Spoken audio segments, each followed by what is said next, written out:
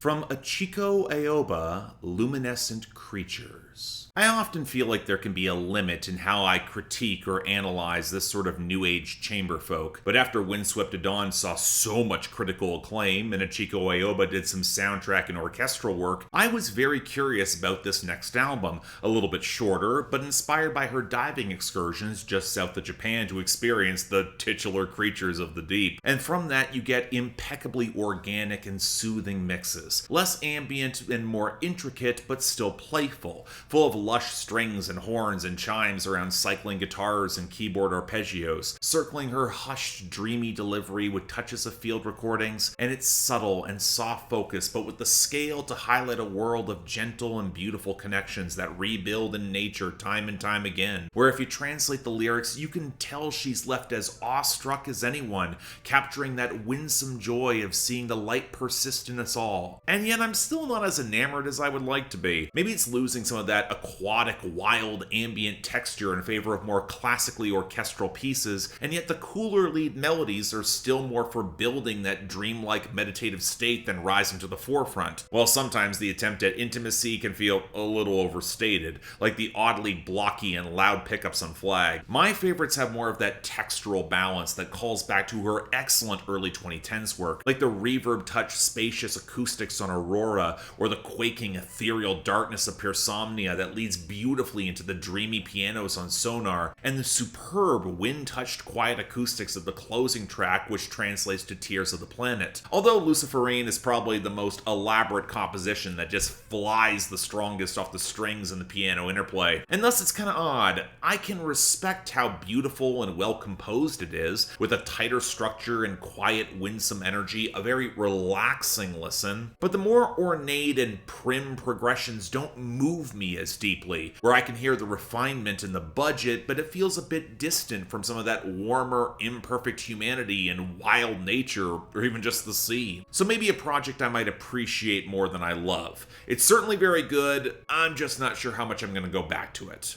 Take it as you will.